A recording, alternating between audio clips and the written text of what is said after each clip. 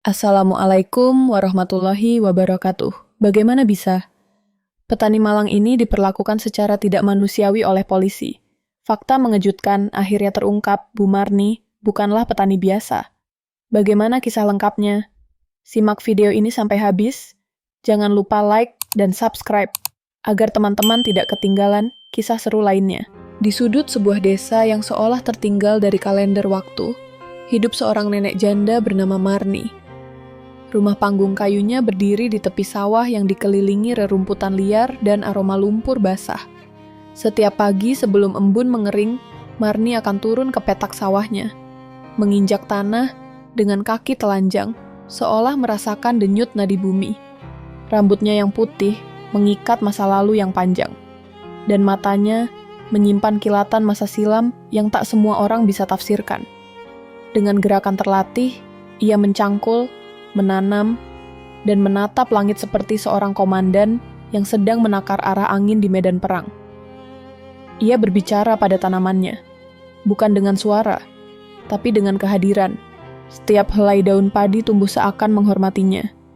Tak banyak yang tahu bahwa tangan keriput itu pernah menggenggam senjata, bukan sabit. Tapi Marni tak pernah mencari pengakuan, karena yang dia kejar bukan pengakuan, melainkan ketenangan. Ia percaya ladang ini lebih jujur dari manusia. Masyarakat desa hanya tahu Marni sebagai sosok yang baik hati dan pekerja keras. Setiap kali ada warga yang kesulitan, entah itu butuh beras, butuh tumpangan ke puskesmas, atau sekadar tempat mengadu, Marni selalu menjadi pelabuhan. Ia tak suka menolak, apalagi memandang rendah. Meskipun hidup sederhana, ia tak pernah tampak kekurangan. Bahkan ibu-ibu desa sering datang ke rumahnya hanya untuk sekadar ngobrol atau meminta saran tentang rumah tangga. Seolah Marni adalah pendeta yang siap mendengarkan dosa-dosa dunia. Anehnya, tak ada satupun dari mereka yang benar-benar tahu asal-usul Marni. Beberapa bilang ia dulu hanya buruh tani. Ada pula yang percaya ia pesuruh dari juragan sawah yang kaya. Namun tak ada yang tahu pasti, karena Marni jarang bercerita tentang masa lalunya. Ia lebih suka mendengarkan. Dan di balik kesederhanaannya, ada aura ketegasan yang samar, seperti benteng kokoh yang diselimuti kabut. Namun, ketenangan itu runtuh seperti tanggul jebol pada suatu pagi yang mendung. Sebuah iring-iringan mobil polisi masuk ke desa dengan kecepatan yang tak wajar. Sirine meraung seperti lolongan binatang terluka, mengguncang suasana dusun yang biasanya hanya diisi kicauan burung dan suara kayu dipotong. Warga keluar rumah, bingung dan takut. Mereka melihat mobil-mobil itu berhenti tepat di depan rumah Marni. Pintu terbuka, dan dari sana keluar seorang pria bertubuh tegap, berseragam rapi, wajahnya datar seperti kertas yang belum ditulis. Namanya Pandu. Ia adalah kapolsek baru yang ditugaskan ke wilayah mereka 2 bulan lalu. Belum banyak yang mengenalnya, tapi kabar tentang ambisinya sudah beredar lebih cepat daripada mutasi jabatan itu sendiri. Pandu adalah tipe orang yang percaya bahwa kekuasaan harus dibuktikan dengan ketakutan. Ia datang bukan untuk menyapa, tapi untuk menguasai. Dan pagi itu, ia memutuskan bahwa Marni adalah sasaran empuknya. Dengan langkah penuh tekanan, Pandu masuk ke halaman rumah Marni tanpa permisi. Ia menunjuk-nunjuk dengan tangan seperti hakim yang tak butuh pembelaan. "Di mana kau sembunyikan barang haram itu, Nek?" Katanya. Tak ada salam, tak ada penjelasan. Marni, yang saat itu sedang menumbuk padi dengan lesung tua, hanya berhenti sejenak. Ia menatap Pandu seperti menatap seekor anjing yang baru saja masuk ke ladangnya. Asing dan menggonggong tanpa alasan. Alisnya terangkat, bukan karena takut, tapi bingung. Ia tidak paham maksud tuduhan itu. "Barang haram?" gumamnya lirih. Tapi Pandu tak menunggu jawaban. Ia sudah yakin dengan skenario yang ia bangun sendiri. Tentu saja, sebagai orang luar, dia tak tahu siapa Marni. Dan bagi Pandu, siapapun bisa jadi kambing hitam selama dia cukup tak berdaya. Tak ada kerutan hormat dalam sikapnya. Ia tak melihat Marni sebagai manusia, apalagi sebagai warga desa yang telah memberi napas pada tanah ini selama puluhan tahun. Dengan berkas surat penggeledahan yang ditandatangani secara curang, Pandu menyeret Marni dari rumahnya. Borgol dingin menjepit pergelangan tangan yang dulu pernah memberi hormat pada bendera dengan penuh kehormatan. Beberapa tetangga mulai berkumpul, tapi tak satu pun berani melawan. Marni hanya menatap mereka sekilas, lalu menunduk, bukan karena malu, tapi karena kecewa pada dunia yang mudah diputar balik oleh seragam dan kekuasaan. Ia diperlakukan seperti pencuri, seperti pengkhianat, padahal yang ia curi hanyalah waktu untuk hidup damai.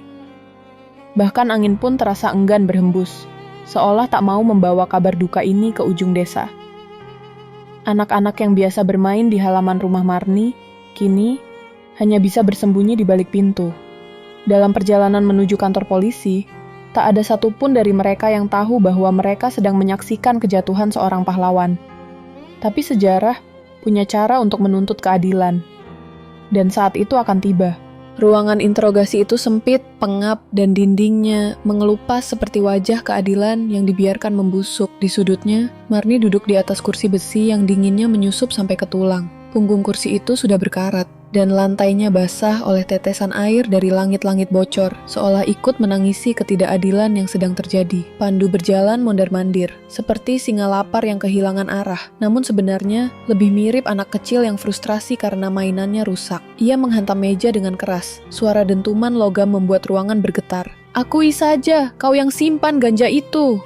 teriaknya. Wajahnya merah, urat di lehernya menonjol, dan matanya dipenuhi amarah buta.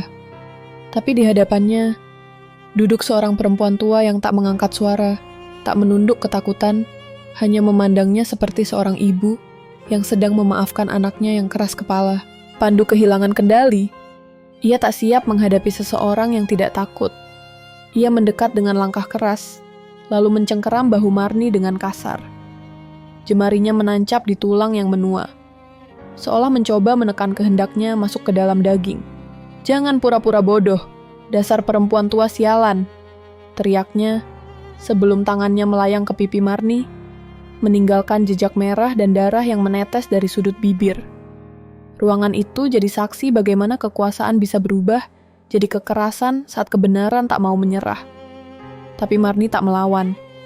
Ia hanya menatap ke depan, diam, membiarkan air mata mengalir perlahan, bukan karena sakit, tapi karena menyadari betapa mudahnya manusia menghancurkan harga diri orang lain demi ambisi. Pukulan itu tak lebih dari hembusan angin bagi seseorang yang pernah melewati medan perang. Yang menyakitkan justru adalah kenyataan bahwa bangsa yang dulu ia bela kini menuduhnya tanpa alasan. Meski tubuhnya gemetar, Marni tak tunduk. Ia menarik napas pelan, lalu berkata dengan suara setipis embusan angin, "Untuk apa aku mengaku pada dosa yang tak kulakukan?" Ucapannya lirih, tapi mampu menusuk dada Pandu seperti pisau yang diselundupkan dalam doa. Ia tak berteriak, tak membela diri dengan amarah, karena Marni tahu, keheningan yang disampaikan dengan keyakinan bisa lebih menggetarkan daripada 1000 sumpah serapah. Pandu terdiam sejenak, tapi ego tak membiarkannya mundur. Ia pura-pura tidak terguncang, padahal kata-kata itu seperti menghancurkan dinding rapuh yang ia bangun untuk menutupi ketidakmampuannya membedakan kebenaran dan kehendak pribadi. Marni menatapnya lurus, dan seketika ruangan itu terasa lebih sempit dari sebelumnya. Tidak oleh dinding, tapi oleh rasa malu yang mulai menyelinap, bahkan jika tak diakui. Pandu memalingkan wajah, karena menatap mata Marni berarti menatap cermin dari kesalahan yang ingin ia sembunyikan. Di balik kaca satu arah, Agus berdiri membatu. Ia masih muda, idealismenya belum sepenuhnya mati. Ketika pertama kali masuk akademi, ia bersumpah akan menegakkan keadilan. Tapi hari ini, ia menyaksikan keadilan dirontokkan oleh atasan yang seharusnya menjadi teladan. Ia melihat bagaimana seorang perempuan tua diperlakukan seperti sampah, hanya karena tak punya kekuasaan untuk melawan. Agus menggertakkan giginya. Kepalan tangannya mengepal di balik saku celana. Ia tahu ada yang salah, sangat salah. Tapi siapa dia untuk melawan seorang kapolsek? Dalam pikirannya, berkecamuk pertanyaan yang menampar harga diri. Apakah diam adalah bentuk pengkhianatan? Ataukah diam adalah pilihan terakhir dari orang yang tak berdaya? Di balik cermin itu, Agus menyaksikan bukan hanya kekerasan fisik, tapi kekerasan sistemik. Dan ia mulai sadar bahwa apa yang sedang terjadi bukan sekadar salah tangkap. Ini adalah penindasan. Perlahan, nuraninya mulai menggeliat, menolak menjadi bagian dari kebusukan. Di sisi lain, penggeledahan rumah Marni masih berlangsung. Polisi-polisi berseragam masuk dan keluar seenaknya, mengacak-acak barang-barang dengan semena-mena. Lantai rumahnya berserakan kain, buku-buku tua, dan perabotan yang ditumpahkan begitu saja, seolah setiap celah menyimpan dosa. Tapi di gudang belakang rumah itu, di antara tumpukan karung pupuk dan alat-alat tani yang berdebu, Agus yang meminta diri untuk ikut penggeledahan, menemukan sesuatu yang berbeda. Sebuah peti kayu tua, terkunci rapat, dengan ukiran lambang Garuda yang sudah pudar di permukaannya. Warnanya kusam, tapi aura di sekitarnya seolah mengusik rasa hormat yang tertanam dalam jiwa prajurit. Dengan hati-hati, Agus mengangkat peti itu. Ada sesuatu dalam dirinya yang bergetar, sebuah firasat bahwa isi peti ini akan mengubah segalanya. Ia memutuskan membawa peti itu ke polsek, tanpa melapor pada Pandu. Dalam diam, ia mulai menyusun keberanian yang selama ini tertahan. Agus membawa peti itu ke ruang utama polsek dengan kedua tangan yang sedikit gemetar, bukan karena berat, tapi karena perasaan yang sulit dijelaskan. Pandu menunggu di dalam, masih dengan wajah yang dipenuhi rasa tidak sabar dan ambisi yang belum terpuaskan. "Buka sekarang," perintahnya ketus. Dengan kunci kecil yang ia temukan, tergantung di paku tua di dinding gudang, Agus membuka pengait karat itu perlahan. Suara engsel berderit seperti membangunkan sesuatu yang telah lama tertidur. Begitu tutupnya terbuka, ruangan mendadak hening. Di dalam peti itu, terlipat rapi dan bersih, tersimpan seragam militer berwarna hijau loreng yang warnanya belum pudar oleh usia. Di atasnya, tersemat atribut resmi, tanda jasa, dan medali-medali kehormatan yang terbungkus kain beludru hitam. Setiap lambang bersinar dalam pantulan lampu ruang kantor, seolah bicara, "Ini bukan sembarang peti. Ini adalah warisan kehormatan." Pandu terdiam. Agus menatap isi peti dengan rasa hormat yang tiba-tiba tumbuh kuat dalam dadanya.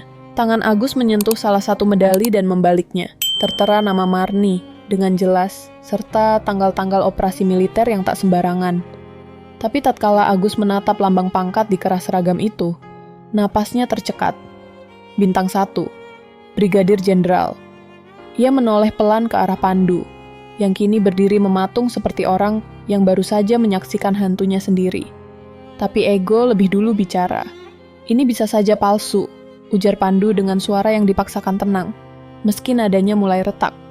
"Orang bisa saja membeli semua ini di pasar gelap atau bikinan sendiri." Kalimat itu menguap di udara, terdengar kosong di tengah bukti-bukti yang begitu gamblang. Agus tak menjawab. Di matanya, ia mulai melihat siapa sebenarnya yang berdiri di hadapannya. Seorang atasan yang rela memalsukan kebenaran demi mengejar kursi, bahkan jika harus menjatuhkan orang yang jauh lebih terhormat darinya. Hatinya mulai berpihak, perlahan tapi pasti. Di dalam ruang tahanan, Marni duduk dengan tenang, kedua tangannya mengusap pelan luka kering di pipinya. Saat Agus mendekat dan memperlihatkan isi peti yang dibawanya, Marni hanya tersenyum kecil. Senyum yang bukan sekadar ekspresi, tapi semacam pengakuan diam bahwa kebenaran sesekali masih bisa menemukan jalannya sendiri. "Itu bukan kenangan," ucapnya lembut, menatap mata Agus. "Itu bagian dari siapa aku dulu. Dan siapa aku sekarang tak akan berubah hanya karena seragam sudah tak kupakai lagi." Suaranya rendah, tapi punya bobot seperti peluru yang tak terlihat. Agus merasa jantungnya berdebar. Bukan karena takut, tapi karena kagum. Ia menyadari bahwa perempuan tua yang selama ini dianggap warga biasa, itu pernah memimpin puluhan, bahkan mungkin ratusan, anak buah di Medan yang jauh lebih keras dari ruang tahanan ini. Sementara Pandu, yang melihat dari jauh, hanya terdiam. Untuk pertama kalinya, ia tak bisa menutupi rasa panik di wajahnya sendiri. Marni menatap Agus, lalu perlahan berkata, "Nak, bisakah kau bantu aku menelepon seseorang?" Agus mengangguk. Ia memberikan ponsel kantor dan berdiri di samping, menjaga jarak, tapi tak bisa menyembunyikan rasa ingin tahunya. Marni menekan nomor yang bahkan jari-jarinya hafal tanpa harus melihat layar. Nada sambung terdengar, lalu diangkat. Suara di ujung sana terdengar berat, tegas, dan tenang. Kolonel Dharma bicara. Seketika wajah Marni berubah hangat. "Ini saya, Bu Marni." Di seberang terdengar hentakan sepatu, suara tubuh berdiri tegak, lalu teriakan yang penuh hormat. "Brigjen, saya siap." Percakapan tak berlangsung lama. Hanya perintah singkat, dan Marni menutup telepon tanpa tergesa. Ia menoleh ke Agus. Sebentar lagi, anak-anak saya datang. Dan saat itu, tidak akan ada lagi ruang untuk kesalahan. Agus tidak bertanya siapa anak-anak itu. Ia tahu, kali ini bukan keluarga biasa yang dimaksud, tapi para prajurit yang pernah berdiri tegap di bawah komando seorang jenderal. Kurang dari 1 jam setelah telepon itu ditutup, suasana polsek berubah seperti medan perang sebelum tembakan pertama. Dari kejauhan, suara deru mobil terdengar. Sebuah kendaraan militer berpelat khusus berhenti di halaman dengan presisi yang tak biasa. 2 ajudan keluar lebih dulu, membuka pintu belakang. Dari sana, turun seorang pria berpakaian dinas lengkap dengan sikap tubuh, yang tak bisa diajarkan di pelatihan biasa. "Kolonel Dharma." Langkahnya tenang, tapi penuh tekanan. Wajahnya keras, seperti batu karang yang telah dihantam badai berkali-kali namun tak pernah pecah. Pandu yang berdiri di depan kantor hanya bisa mengatur napas. Ia mengenal postur itu. Ia tahu siapa yang datang, tapi tetap mencoba menyembunyikan ketegangannya di balik senyum basa-basi. Dharma tak membalas. Matanya langsung mencari sosok Marni, dan begitu bertemu pandang, ia memberi hormat penuh hormat. Semua yang menyaksikan pemandangan itu tahu, yang sebenarnya berpangkat tinggi, bukan orang yang sedang duduk di kursi Kapolsek. Dharma melangkah masuk ke kantor polsek dengan diam yang lebih keras dari teriakan. Suasana langsung berubah tegang. Anggota polisi yang berada di dalam seolah membeku, tak satu pun berani bicara. Langkah Dharma mantap, tak tergesa, tapi ada tekanan di setiap jejaknya, seperti drum perang yang mengiringi vonis. Ia menatap Pandu tanpa berkedip. Tatapan itu bukan tatapan marah, melainkan tatapan penilai. Dingin, tajam, dan telanjang. Pandu mencoba berdiri tegak, tapi lututnya terasa lemas. Wibawa Dharma bukan berasal dari pangkat, tapi dari pengalaman. Dan itu membuat Pandu tampak seperti siswa magang yang salah masuk ruang operasi. Di balik kacamata kaca 2 arah, Agus menyaksikan momen itu dengan napas tertahan. Ia tahu, inilah titik balik. Di hadapan Dharma, semua topeng akan runtuh. Dan Pandu, yang tadi begitu yakin dengan kekuasaannya, kini mulai menyadari bahwa yang datang bukan sekadar kolonel, tapi saksi hidup dari sejarah yang pernah Marni tulis dengan keringat dan darah. Dharma berhenti tepat di depan Pandu, membiarkannya tenggelam dalam diam. Lalu ia berbicara, pelan, datar, tapi penuh bobot. "Dia Brigjen Marni, mantan komandanku. Kau telah menahan seorang pahlawan bangsa tanpa bukti." Kata-kata itu menghantam seperti peluru kendali, tak bisa dibantah dan tak bisa dihindari. Suara Dharma tidak tinggi, tapi seperti memiliki gema yang mengguncang dinding keangkuhan Pandu. Pandu ingin menyangkal, tapi justru mulutnya mengatup rapat, tak tahu harus mulai dari mana. Tak ada satupun dokumen yang bisa menyelamatkannya sekarang. Dharma tak butuh bukti di atas kertas, karena Marni adalah bukti itu sendiri. Dalam cara dia berdiri, berbicara, bahkan diam. Agus berdiri di belakang, menyaksikan bagaimana suara yang tak keras bisa menumbangkan kekuasaan palsu. Ia mulai memahami, kekuatan sejati bukan datang dari jabatan, tapi dari sejarah dan kejujuran yang tak pernah bisa dihapus waktu. Sambil tetap menatap Pandu, Dharma melangkah menuju sel tahanan. Tangannya membuka pintu besi itu perlahan. Suara engselnya seperti desah napas yang lepas setelah lama tertahan. Marni menoleh, dan di wajahnya tak ada kejutan, seolah ia sudah tahu bahwa Dharma pasti datang. Dharma berdiri tegap di depan Marni, lalu mengulurkan tangan. "Maafkan negara ini, Bu," ucapnya pelan. Kadang yang busuk justru naik jabatan, dan yang mulia harus bertahan dalam lumpur. Suaranya nyaris seperti bisikan, tapi cukup kuat untuk mematahkan keangkuhan siapapun yang mendengarnya. Marni mengangguk pelan dan menggenggam tangan Dharma, bukan sebagai atasan dan bawahan, tapi sebagai dua prajurit yang saling memahami luka yang tak pernah sepenuhnya sembuh. Agus menyaksikan pemandangan itu dengan mata yang panas. Ia sadar, hari itu bukan hanya Marni yang dibebaskan, tapi juga nuraninya sendiri, yang akhirnya punya keberanian untuk memihak yang benar. Langkah Marni keluar dari sel tidak tergesa, tapi pasti. Setiap langkahnya menghapus satu persatu sisa penghinaan yang dilemparkan kepadanya. Tak ada amarah di wajahnya, hanya keteguhan. Ia tidak keluar sebagai korban, tapi sebagai pemimpin yang kembali dari pengasingan. Pandu berdiri di sudut, pucat dan tak mampu mengeluarkan sepatah kata pun. Ia tahu, detik itu juga seluruh citranya runtuh. Agus yang berdiri di samping pintu hanya bisa menunduk dalam diam. Tapi bukan karena malu, melainkan karena hormat. Ia sadar bahwa selama ini, ia menahan bukan seorang nenek renta, tapi seorang jenderal yang telah melewati ujian lebih berat dari ruang interogasi manapun. Marni menoleh sejenak pada Agus dan tersenyum. Tak ada kata, tapi Agus tahu, itu adalah pengampunan. Dan bagi seorang prajurit sejati, pengampunan dari pemimpin yang ia sakiti lebih berat daripada hukuman formal. Hari itu, Marni tak sekadar keluar dari sel. Ia kembali mengambil tempatnya dalam sejarah. Kabar tentang siapa sebenarnya Marni menyebar secepat angin membawa bau hujan. Desa yang selama ini memandangnya hanya sebagai petani tua kini terdiam dalam rasa bersalah kolektif. Warung kopi dipenuhi bisik-bisik.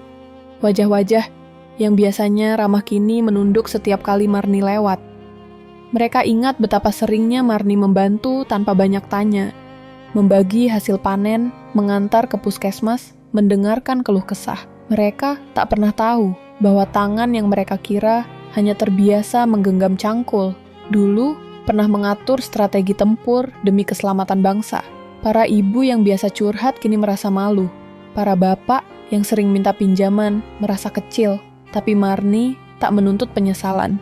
Ia tetap berjalan ke sawah setiap pagi, membawa keranjang dan keheningan. Karena bagi Marni, kehormatan bukan untuk dipamerkan.